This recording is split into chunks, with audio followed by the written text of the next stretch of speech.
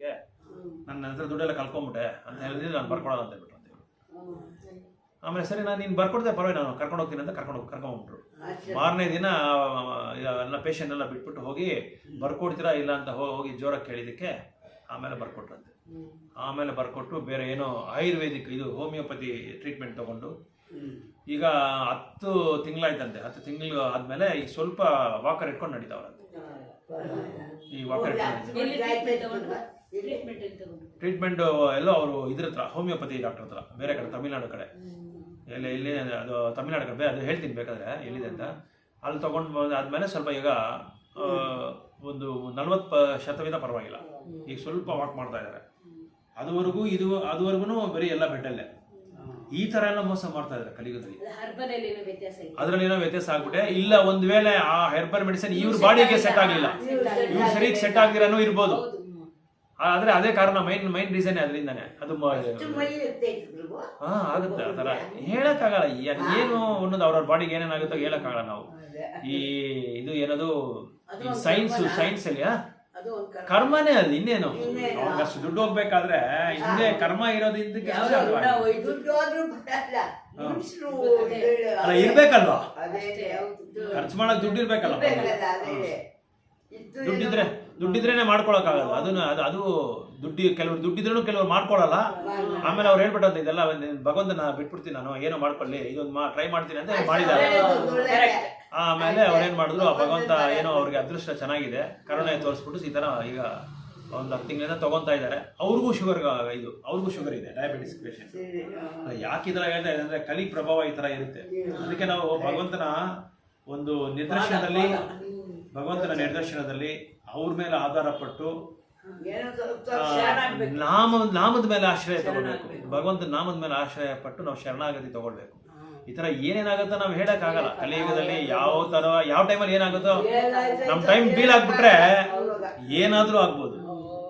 ಇನ್ನೊಂದು ನಾವು ಅದರಿಂದ ನಾವು ಭಯ ಪಡೋಷ್ಟು ಇದನ್ನು ಇಲ್ಲ, ಆಗ್ಲೇ ಆಗತ್ತೆ. ಯಾವತ್ತೋ ಒಂದಿನ ಹೋಗೋದು, ಮುಂದೆ ಹೋಗ್ತೀರಾ ಅಷ್ಟೇ. ಸ್ವಲ್ಪ ಕಾಲಾವಕಾಶ, ಕೆಲವರಿಗೆ ಕಾಲಾವಕಾಶ ನಿಧಾನ ಆಗುತ್ತೆ, ಕೆಲವರಿಗೆ ಹಿಂದೆ ಇರುತ್ತೆ, ಕೆಲವರಿಗೆ ಮುಂದೆ ಇರುತ್ತೆ ಅಷ್ಟೇ.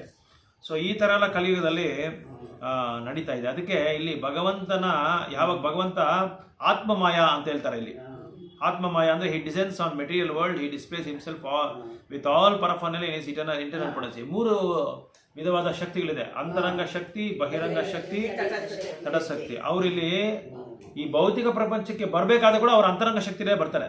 ಎಲ್ಲ ಅಂತರಂಗ ಶಕ್ತಿ ಅವ್ರು ಇಟ್ಕೊಂಡಿರ್ತಾರೆ.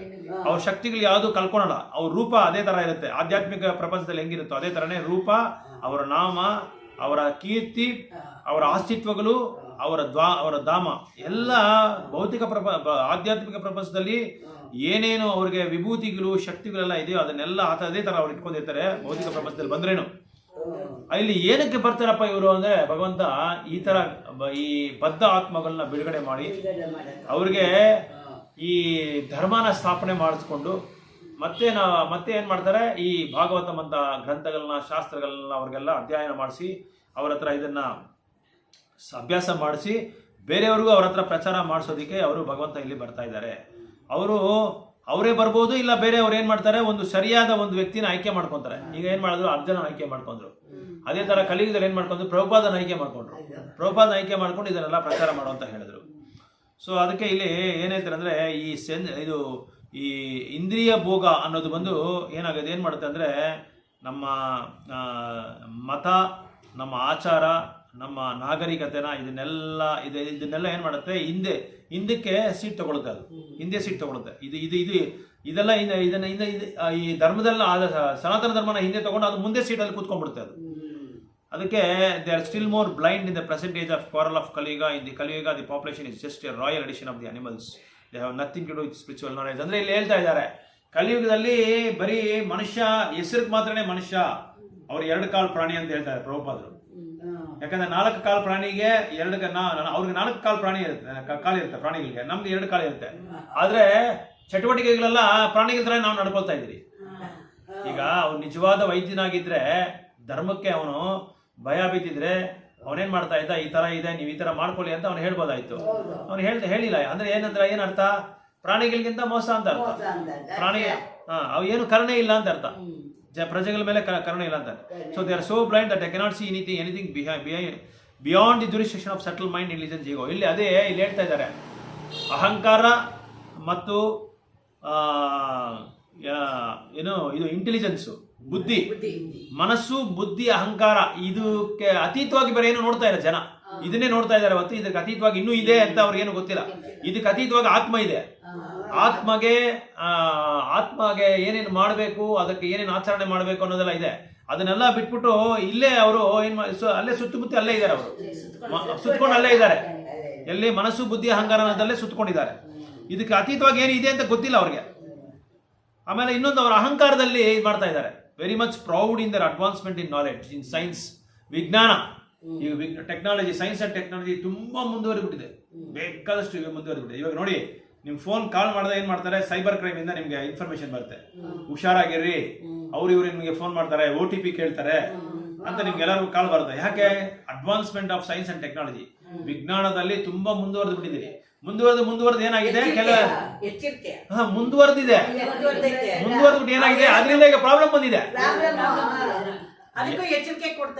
ಅವ್ರ ಎಚ್ಚರಿಕೆ ಕೊಟ್ಟೇನ್ ಪ್ರಯೋಜನ? ನಿಮ್ಮ ಅಕೌಂಟ್ ಅಲ್ಲಿ 10 ಲಕ್ಷ ಇದ್ರೆ ಅವರು ಈ ಸಾಫ್ಟ್ವೇರ್ ಇಂಜಿನಿಯರ್ಸ್ ಚೆನ್ನಾಗಿ ಓದಿರೋರು ಅವರೇ ಅದನ್ನ ಟೆಕ್ನಿಕಲ್ ಮೋಸ ಮಾಡಿ ಚಕ್ಕಂತ ದುಡ್ಡನ್ನ ಅವ್ರ ಅಕೌಂಟ್ ಹಾಕೊಂತಾರೆ. ಅದನ್ನ ಇವ್ರ ಎಚ್ಚರಿಕೆ ಕೊಡ್ತಾ ಇದಾರೆ. ಅವ್ರಿಗಿಂತ ಎಚ್ಚರಿಕೆ ಅವ್ರಿದ್ದಾರೆ ದುಡ್ಡು ಹೊಡಿಯೋದಿಕ್ಕೆ. ಇವಾಗೆಲ್ಲ ಜಿಪೇ, ಎಲ್ಲ ಫೋನ್ ಪೇ, ಗೂಗಲ್ ಪೇ, ಎಲ್ಲ ಆನ್ಲೈನ್ ಪೇಮೆಂಟ್ ಇರೋದು. 75% ಎಲ್ಲ ಆನ್ಲೈನ್ ಪೇಮೆಂಟ್ ಬಂದ್ಬಿಡ್ತು. ಈಗ ಕ್ಯಾಶ್ ಕಡಿಮೆ. ಅದಕ್ಕೆ ಏನ್ ಮಾಡ್ತಾರೆ ಅವರು, ಕಳ್ಳರು ಏನ್ ಮಾಡ್ತಾರೆ, ದುಡ್ಡು ಸಂಪಾದಿಸಕ್ಕೆ ಏನೋ ಇದು ದಾರಿ ಬೇಕಲ್ಲ. ಸೊ ಇದರಿಂದ ಈ ತರ ಸಂಪಾದಿಸ್ತಾ ಇದ್ದಾರೆ. ಅವ್ರಿಗೆ ಚೆನ್ನಾಗಿ ಗೊತ್ತು ಸಿಸ್ಟಮ್, ಸಾಫ್ಟ್ವೇರ್ ಸಿಸ್ಟಮ್, ಎಲ್ಲ ಸಿಸ್ಟಮ್ ಚೆನ್ನಾಗಿ ಗೊತ್ತು ಅವ್ರಿಗೆ. ಅವ್ರೇನ್ ಮಾಡ್ತಾರೆ, ಅದರಿಂದ ಏನ್ ಮಾಡೋದು, ನಿಮ್ಗೆ ನಾನು ಈ ತರ ಬ್ಯಾಂಕ್ ಮ್ಯಾನೇಜರ್ ಮಾತಾಡ್ತಾ ಇದ್ದೀನಿ, ನಿಮ್ ಡೀಟೇಲ್ಸ್ ಬೇಕಾಗಿದೆ, ಲೋನ್ ಬೇಕಾ ಅಂತ ಕೇಳ್ತಾರೆ. ನಿಮ್ ನಂಬರ್ ಎಲ್ಲ ಕರೆಕ್ಟ್ ಆಗಿ ಹೇಳ್ತಾರೆ, ನಮ್ಮ ಆಧಾರ್ ಕಾರ್ಡ್ ನಂಬರ್ ಎಲ್ಲ ಕರೆಕ್ಟ್ ಆಗಿ, ಇದಕ್ಕೆ ನೀವು OTP ಕಳಿಸಿ, ನಿಮ್ಗೆ ಒಂದು 50,000 ಕಳಿಸ್ತೀನಿ, ನೀವು 50,000 ಕೊಟ್ರೆ ನಿಮ್ಗೆ 50 ಲಕ್ಷ ಬರುತ್ತೆ. ಈ ತರ ಎಲ್ಲ ಮೋಸ ಮಾಡ್ತಾ ಇದ್ದಾರೆ. ಇದು ಏನು ಕೇಳ್ತಾ ಇದ್ದೀನಿ ಅಂದ್ರೆ, ಸೈನ್ಸ್ ತುಂಬಾ ಮುಂದುವರೆದು ಬಿಡ್ತು, ಟೆಕ್ನಾಲಜಿ ತುಂಬಾ ಮುಂದುವರೆದು ಬಿಡ್ತು. ಅದಕ್ಕೆ ತಕ್ಕಂತೆ ಏನಾಗಿದೆ, ಡಿಸ್ಅಡ್ವಾಂಟೇಜಸ್ ತುಂಬಾ ಆಗ್ಬಿಟ್ಟಿದೆ. ನಮ್ಗೆ ನಷ್ಟ ತುಂಬಾ ಆಗ್ತಾನೆ ಇದೆ, ತುಂಬಾ ನಷ್ಟ ಆಗ್ತಾ ಇದೆ ಅದರಿಂದ. ಆದ್ರೆ ಜನ ಏನ್ ಹೇಳ್ತಾ ಇದ್ದಾರೆ, ನಾವು ಅಡ್ವಾನ್ಸ್ಮೆಂಟ್ ಆಗ್ಬಿಟ್ರಿ, ಸೈನ್ಸ್ ಅಂಡ್ ಟೆಕ್ನಾಲಜಿ ತುಂಬಾ ಮುಂದುವರೆದು ಬಿಟ್ರಿ, ನಾವು ಚಂದ್ರಲೋಕಕ್ಕೆ ಹೋಗಿದ್ರಿ, ಸೂರ್ಯ ಲೋಕಕ್ಕೆ ಹೋಗ್ತಾ ಇದ್ರಿ, ನೆಕ್ಸ್ಟ್ ಅದಕ್ಕೆ ಹೋಗ್ತೀರಿ, ನೆಕ್ಸ್ಟ್ ಸ್ವರ್ಗಲೋಕಕ್ಕೆ ಹೋಗ್ತೀರಿ. ಈ ತರ ಹೋಗ್ತಾ ಏನಾಗಿದೆ, ಬೇರೆ ತರ ಇದು ಡಿಸ್ಅಡ್ವಾಂಟೇಜ್ ಫುಲ್ ಆಗಿದೆ. ಬೇರೆ ತರ ನಷ್ಟ ಪರಿಹಾರ ನಮ್ಗೆ ಆಗ್ತಾ ಇದೆ, ಬೇರೆ ತರ ನಷ್ಟ ಆಗ್ತಾ ಇದೆ. ಇದನ್ನ ಹೋಗ್ತಾ ಏನಾಗಿದೆ, ಧರ್ಮ ಎಲ್ಲ ಕೆಳಗಡೆ ಇಳಿದ್ಬಿಟ್ಟಿದೆ. ಒಂದ್ ಕಡೆ ಮೋಸ ಮಾಡ್ತಾ ಇದೆ, ಇನ್ನೊಂದ್ ಕಡೆ ಧರ್ಮನ ಆಚರಣೆ ಮಾಡೋರೇ ಇಲ್ಲ, ಇಲ್ದಿರಾಗ್ಬಿಟ್ಟಿದೆ. So the personality of God Shri Krishna appeared before us just a little prior the beginning of Kaliyuga and he return to his eternal home practically at the commencement of Kaliyuga ಮುಂದೆ ಪ್ರಾರಂಭ ಆಗೋಕೆ ಮುಂದೆ ಈ ಕತೆ ನಿಮ್ಗೆ ಹೇಳಿಲ್ಲ ಅನ್ಕೋತೀನಿ. ಒಬ್ಬ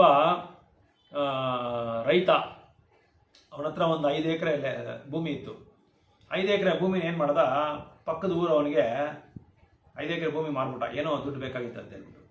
ಅವನೇನು ಮಾಡ್ದ, ಆ ಭೂಮಿನ ತಗೊಂಡು 5 ಎಕರೆ ಭೂಮಿನ ತಗೊಂಡು ಬೆಳೆಗೆಲ್ಲ ಇಟ್ಟು ಅವನು ವ್ಯವಸಾಯ ಮಾಡ್ಕೊಂಡಿದ್ದ. ಒಂದಿನ ಏನಾಯಿತು, ಅದನ್ನೆಲ್ಲ ಇದು ಸಮ ಮಾಡ್ತಾರಲ್ಲ, ಭೂಮಿನ ಸಮ ಮಾಡಿ ಬೇಡದೇ ಇರೋದೆಲ್ಲ ತೆಗೆದು ಬಿಡ್ತಾರೆ. ಅದರಲ್ಲಿ ದಿಮ್ಮಿ ಮಾಡಿ ತೆಗಿವಾಗ ಏನಾಗುತ್ತೆ, ಅವನಿಗೆ ಅಲ್ಲ ಮಾಡುವಾಗ ಒಂದು ಗೋಲ್ಡ್ ಚಿನ್ನ ಸಿಗುತ್ತೆ, ಒಂದು ಬಿಂದಿಗೆ ಚಿನ್ನ ಸಿಗುತ್ತೆ ಅವನಿಗೆ. ಆ ಕಾಲದಲ್ಲೆಲ್ಲ ಭೂಮಿ ಒಳಗಡೆ ಬಚ್ಚಿಡ್ತಾ ಇದ್ರಲ್ಲ, ಬ್ರಿಟಿಷ್ ಕಾಲದಲ್ಲಿ. ಅದನ್ನ ತಗೊಂಡೋಗಿ ಅವನೇನ್ ಮಾಡ್ತಾನೆ, ನನಗೆ ಇಷ್ಟೊಂದು ಚಿನ್ನ ಸಿಕ್ಕಿದೆ ಅಂತ ಹೇಳ್ಬಿಟ್ಟು, ಇದು ನನಗೆ ಸರಿದಲ್ಲ, ನನಗೆ ಭೂಮಿ ಮಾರ್ದ ಅವಂದು ಅಂತ ಹೇಳ್ಬಿಟ್ಟು ಅವನೇನ್ ಮಾಡ್ತಾನೆ, ಅವನಿಗೆ ಕೊಟ್ಬಿಡ್ತಾನೆ. ಅವನೇ ಕೊಡಕ್ ಹೋಗ್ತಾನೆ, ಇದು ಚಿನ್ನ ನೀನ್ ಬಂದು ನೀನ್ ಮಾರಿದ ನನಗೆ ಭೂಮಿ ಮಾತ್ರ ಮಾರದೆ, ಈ ಚಿನ್ನದ ಸೇರಿ ನಿನ್ನೆ ಮಾಡಿಲ್ಲ, ನನಗೆ ಇದಕ್ಕೆ ನನಗೆ ಸರಿದಲ್ಲ, ಇದು ನನಗೆ ಹಕ್ಕಿಲ್ಲ, ನೀನೇ ಇಟ್ಕೊಂತಿದ್ದಾನೆ. ಅವನೇನೇ ಹೇಳ್ತಾನೆ, ಇಲ್ಲ ನಾನ್ ನಿನ್ಗೆ ಭೂಮಿ ಮಾರಿದ ಆಯ್ತು, ಇನ್ನೆಲ್ಲ ನಿನಗೆ ಸೇರಿರೋದಂತ ಅವನು ಹೇಳ್ತಾ ಇದ್ದಾನೆ. ಇವನು ಇಲ್ಲ, ನಾನು ನಿನಗೆ ಕೊಟ್ಬಿಟ್ಟು ಹೋಗ್ತೀನಿ ಅಂತ ಅವನು ಇಲ್ಲ, ನೀನೇ ಇಟ್ಕೊಂತ, ಅವನು ಇಬ್ರಿಗೂ ಜಗಳ. ಇದು ಯಾವಾಗ, ದ್ವಾಪರ ಯುಗ ಹಂತದಲ್ಲಿ, ದ್ವಾಪರ ಯುಗ ಹಂತದಲ್ಲಿ 5000 ವರ್ಷಗಳ ಮುಂದೆ ನಾನು ಕಳಿಸಿ ಒಳಗೆ ಇಬ್ರು ಜಗಳ ಆಡ್ತಾ ಏನ್ ಮಾಡಿದ್ರು, ರಾಜರ ಹತ್ರ ಹೋದಿ, ಈ ತರ ಆಗಿದೆ, ಏನ್ ಮಾಡೋದು ಅಂತ ಕೇಳಿದ್ರೆ, ಸರಿ ನೀವಿಬ್ರು ಏನ್ ಮಾಡ್ತೀರಾ, 1 ತಿಂಗಳು ಬಿಟ್ಕೊಂಡು ಬನ್ನಿ ಅಂತ ಹೇಳಿದ್ರು. 1 ತಿಂಗಳು ಇಲ್ಲ ಒಂದೆರಡು ವರ್ಷ ಬಿಟ್ಕೊಂಡು ಬನ್ನಿ, ಇದಿಲ್ಲೇ ಇಟ್ಬಿಟ್ಟು ಹೋಗಿ ಅಂತ ಹೇಳ್ಬಿಟ್ಟು ಕಳಿಸ್ಬಿಟ್ರು. ಅದಾದ್ಮೇಲೆ ಏನ್ ಮಾಡಿದ್ರು, ಇಬ್ರು ಬಂದ್ರು. ಆ ಭೂಮಿ ಮಾರದವನು ಬಂದ್ರು, ಭೂಮಿ ತಗೊಂಡವನು ಇಬ್ರು ಬಂದ್ರು. ಅವಾಗ ಈಗ ನೀನೇನಪ್ಪ ಹೇಳ್ತೀಯಾ, ಏನೋ ಮನಸ್ಸು ಮಾರಿರ್ತಾರಲ್ಲ 2 ವರ್ಷ ಆದ್ಮೇಲೆ, ನೀನೇನಪ್ಪ ಹೇಳ್ತೀಯ ಅಂತ ಭೂಮಿ ಮಾರದವನ್ನ ಕೇಳ್ತಾರೆ. ಅವನೇ ಹೇಳ್ತಾನೆ, ಇಲ್ಲ ನಂದೇ ಸೇರಿರೋದು, ಯಾಕಂದ್ರೆ ಭೂಮಿ ಮಾತ್ರ ಮಾರಿರೋದು, ಚಿನ್ನ ಮಾರಿಲ್ಲ ಅಂತ ಹೇಳ್ತಾನೆ. ಇವನೇನ್ ಮಾಡ್ತಾನೆ, ಇಲ್ಲ ಅವ್ರ ಭೂಮಿ ಸಮೇತ ನನಗೆ ಮಾರ್ಬಿಟ್ರು, ಇನ್ ಯಾವ್ದು ಅವ್ನಿಗೆ ಹಕ್ಕಿಲ್ಲ ಅಂತ ಹೇಳ್ತಾನೆ.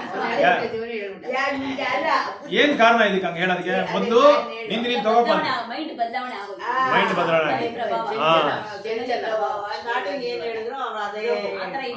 ಆತರ ಇಲ್ಲ.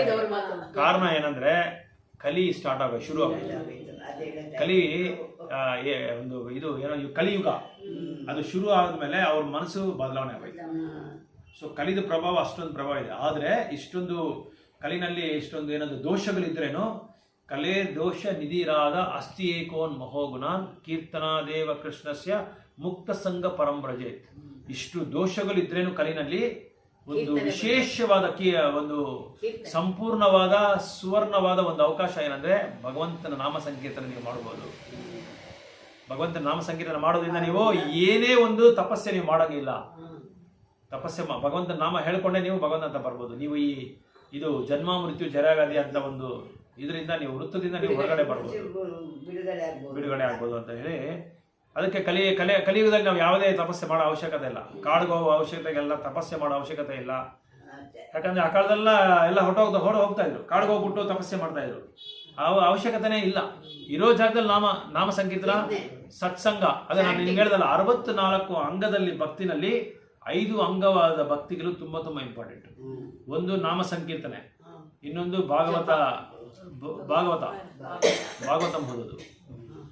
ಅದೇ ನಾಮ ಸಂಕೀರ್ತನ ಮತ್ತೆ ಭಾಗವತಂನ ಅಧ್ಯಯನ ಮಾಡೋದು, ಮತ್ತೆ ಭಾಗವತಂನ ಕಲ್ತ್ಕೊಳ್ಳೋದು. ಅದಾದ್ಮೇಲೆ 3ನೇದು ಬಂದು ಭಗವಂತನ ಆರಾಧನೆ ಮಾಡೋದು. 4ನೇದು ಬಂದು ಸತ್ಸಂಗ, ಈ ತರ ಭಕ್ತರ ಜೊತೆ ಸಾಂಗತ್ಯ ಮಾಡ್ಕೊಳ್ಳೋದು. 5ನೇದು ಬಂದು ಧಾಮನಲ್ಲಿ ತೀರ್ಥಸ್ಥಳದಲ್ಲಿ ಯಾತ್ರಾ ಸ್ಥಳಗಳಿಗೆ ನಾವು ವಿಸಿಟ್ ಮಾಡಬೇಕು. ಅಲ್ಲಿ ದರ್ಶನ ಮಾಡಿಕೊಂಡು ಅಲ್ಲಿ ಯಾತ್ರಾ ಸೇವೆ ಮಾಡಬೇಕು. ಒಂದು ವೇಳೆ ಅದಾಗದೇ ಇದೆ ತುಳಸಿ ಪೂಜೆ ಮಾಡಬೇಕು. ಇರೋ ಜಾಗದಲ್ಲೇ ತುಳಸಿ ಪೂಜೆ ಮಾಡ್ಬಿಟ್ರೆ ಎಲ್ಲ ಧಾಮಗಳಿಗೂ ಹೋದಂಗೆ. ಈ 5 ಅಂಗಗಳ ಭಕ್ತಿ ಸೇವೆ ಬಂದು ತುಂಬಾ ತುಂಬಾ ಮುಖ್ಯವಾದದ್ದು. ಅದರಲ್ಲಿ ತುಂಬಾ ಮುಖ್ಯವಾದ್ದು ಶ್ರವಣಂ ಕೀರ್ತನ.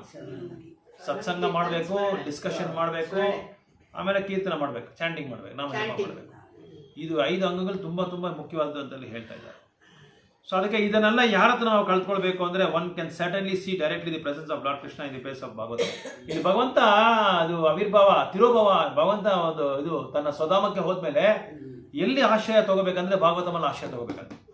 ಯಾಕಂದ್ರೆ ಎಷ್ಟೋ ನಮ್ಮ ಇದು ಶಾಸ್ತ್ರದಲ್ಲಿ ನೋಡಿದ್ರೆ ಈ ಸಮುದ್ರದಲ್ಲಿ ಎಷ್ಟು ಅಲೆಗಳಿದೆ ಅಂತ ನಾವು ಸಂಖ್ಯೆ ಮಾಡೋಕ್ಕಾಗಲ್ಲ. ಆ ತರ ಈ ಶಾಸ್ತ್ರಗಳು ಬಂದು ಸಮುದ್ರಕ್ಕೆ ಹೋಲಿಸ್ತಾ ಇದ್ದಾರೆ. ಅದನ್ನೆಲ್ಲ ನಾವು ಅಧ್ಯಯನ ಮಾಡೋಕ್ಕಾಗಲ್ಲ. ಅದಕ್ಕೆ ಎಲ್ಲ ಸಾರದ ಸಕಲ ಶಾಸ್ತ್ರದ ಸಾರಾಂಶ ಈ ಭಾಗವತಂ.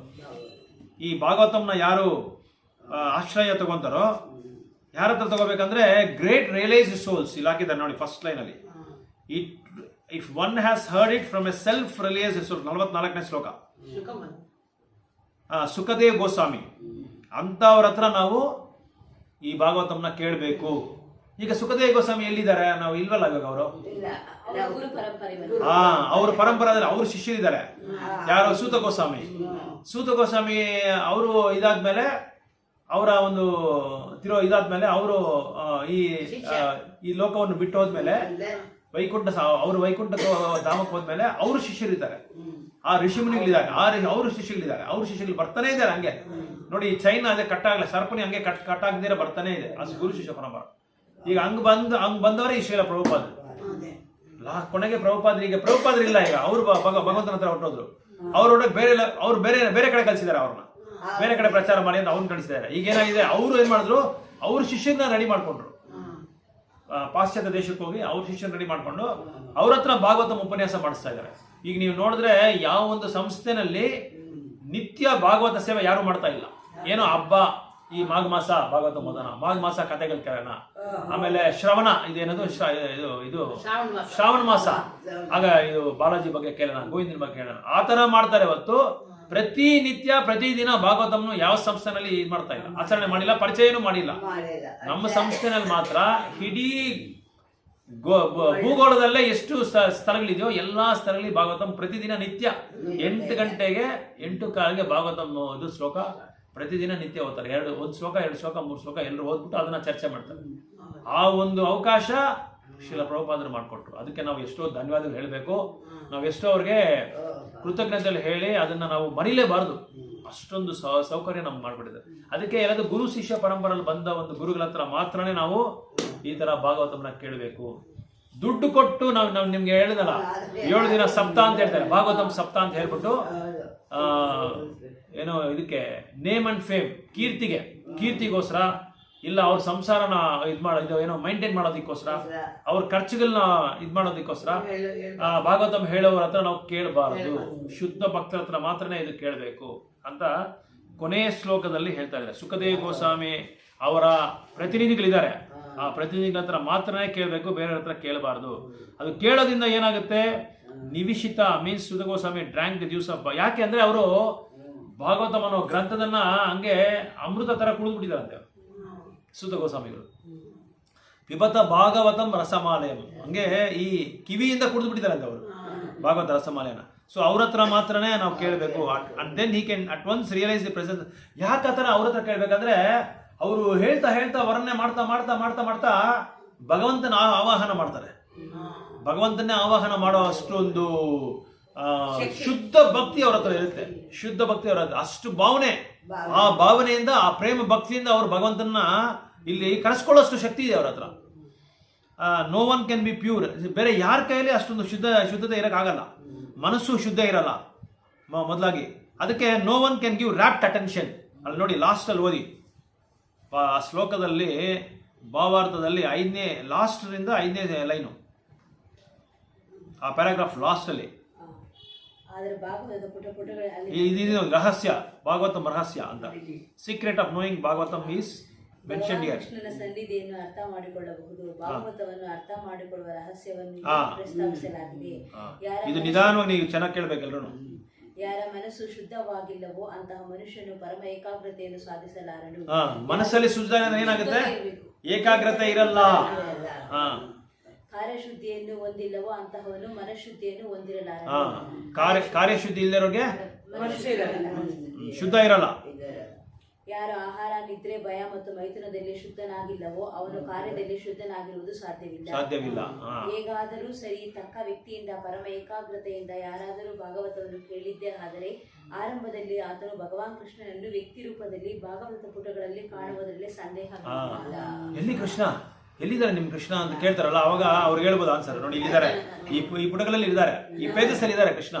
ನಾವು ಅದನ್ನೇ ಯಾರಾದ್ರೂ ಕೇಳಬೇಕು. ಸುಖದೇವ್ ಗೋಸ್ವಾಮಿ, ಸುತ ಗೋಸ್ವಾಮಿ, ಶ್ರೀಲ ಪ್ರಭುಪಾದರು ಅವ್ರ ಶಿಷ್ಯರಿಂದ ನಾವು ಅದು ಕಲ್ತ್ಕೊಂಡ್ರೆ ಏನಾಗುತ್ತೆ, ಈ ಏಕಾಗ್ರತೆ ಬರುತ್ತೆ, ಶುದ್ಧ ಆಗುತ್ತೆ, ನಮ್ಮ ಮನಸ್ಸು ಶುದ್ಧ ಆಗುತ್ತೆ, ನಮ್ಮ ಬುದ್ಧಿ ಶುದ್ಧ ಆಗುತ್ತೆ. ನಾವು ತಿನ್ನೋ ಆಹಾರ ಯಾಕೆ ಶುದ್ಧತೆ ಇಲ್ಲ ಅಂದ್ರೆ ನಾವು ನೈವೇದ್ಯ ಮಾಡಲ್ಲ ಭಗವಂತನಿಗೆ, ಶುದ್ಧತೆಯಿಂದ ನೈವೇದ್ಯ ಮಾಡಲ್ಲ. ಆ ಶುದ್ಧತೆ ಇದ್ರೆ ಎಲ್ಲ ಬರುತ್ತೆ. ನಾವು ಭಗವಂತ ನೋಡ್ಬೋದು ಅದರಲ್ಲಿ. ಅದಕ್ಕೆ ಭಾಗವತಮಲ್ಲಿ ನಾವು ನೋಡ್ಬೋದು ಭಗವಂತನ ಅಂತ ಹೇಳ್ತಾ ಇದ್ದಾರೆ. ಭಗವಂತನ ಸೀದಾ ನಾವು ವೈಕುಂಠಕ್ಕೆ ಹೋಗಿ ನೋಡ್ಬೇಕಂತ ಏನು ಅವಶ್ಯಕತೆ ಇಲ್ಲ. ಇದನ್ನ ಶುದ್ಧತೆ ಇದರಲ್ಲಿ ನಾವು ಆಶ್ರಯ ತಗೊಂಡ್ರೆ, ಭಾಗವತ ಆಶ್ರಯ ತಗೊಂಡ್ರೆ ಭಗವಂತನ ಸಾಕ್ಷಾತ್ ಭಗವಂತನ ಇದನ್ನ ನೋಡ್ಬೋದು ನಾವು.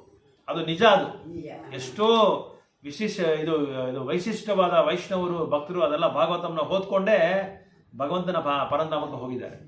ಹರೇ ಕೃಷ್ಣ. ಸೊ ನನಗೆ ನೆಕ್ಸ್ಟ್